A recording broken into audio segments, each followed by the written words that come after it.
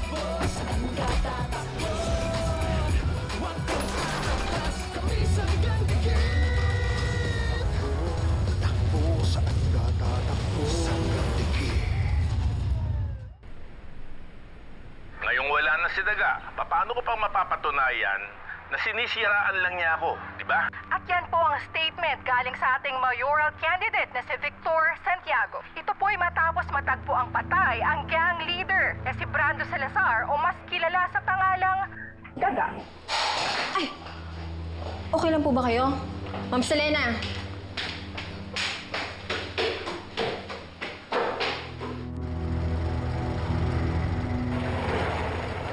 O siya mo!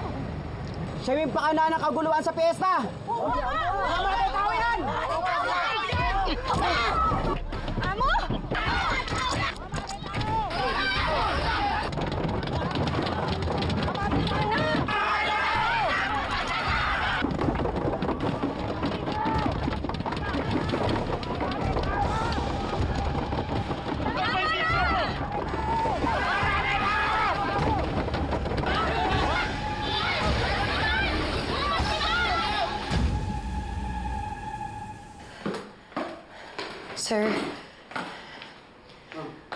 Sir, alam ko na pag-usapan na natin ito noong nakaraan, pero makikiusap ako ulit sa inyo.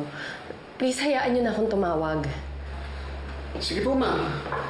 Pero ganito, hindi niyo pwedeng hindi sabihin sa amin kung sino yung gusto niyo kausapin. Sir, maniwala kayo sa akin. Hindi naman talaga siya threat sa buhay ko. Kung gano'n naman po pala na hindi pala threat, ba't hindi niyo pa sabihin? Kasi ma'am, ayoko na pati siya pa madamay. Ang dami na akong nadamay ng dahil sa akin. Parang awa niyo na, tulungan niyo na ako. Kakausapin ko lang siya kahit saglit lang.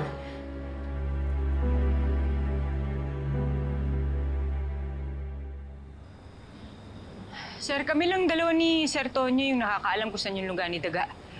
Kung pulis nga talaga yung tumangay sa kanya, ibig sabihin... Enriquez, pwede ba itigil mo na yung iniisip mo? Alam ko na yan eh. Malay mo si Daga nakipagkita sa ibang pulis. Huwag mo muna pagdudahan si Tonyo. Kung si Lieutenant Conde man o ibang pulis yung sinasabi nung kasama ni Daga, ibig sabihin may mall talaga sa presinto natin. Enriquez, ang importante, i-discuss na lang natin lahat ni Chief pagbalik. Bok! Oh, Bok! Sir Tonyo, ang ginagawa mo dito? Sabi ni Chief, kakausapin niyo rin ibang member ni Daga. Kaya sumunod na ako rito. Ano? Nakausap niyo na ba?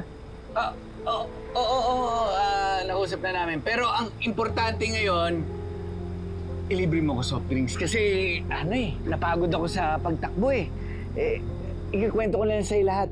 Ado, may nadaanan ako tindahan doon. Meron doon. Sakto.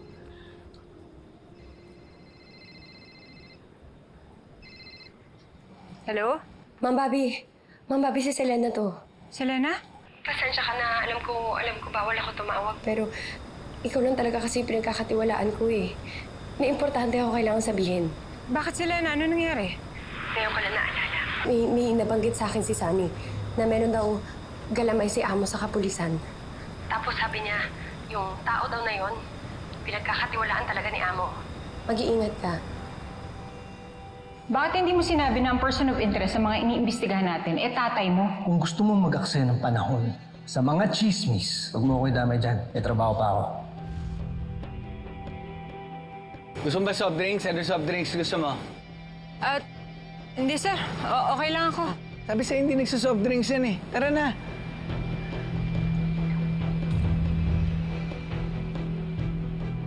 Bok!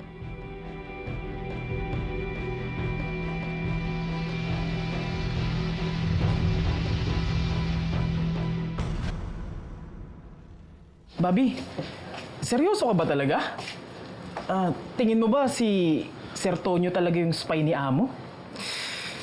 Kung sa bagay, mag-ama naman sila. Pero, ba't niya naman gagawin yun?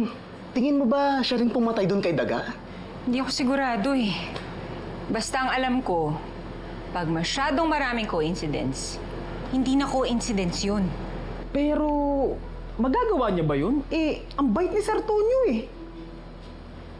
Teka, kung si Amo talaga yung mastermind, Si Tonyo ang may kasalanan kung bakit napahamak yung girlfriend niya. La, ano po bang dapat kong gawin? Apo, mag-iingat ka sa mga sasabihin mo. Lalo na sa mga kasamahan mo. At lalo na kay Tonyo. At baka yan pa ang sumira ng karir mo.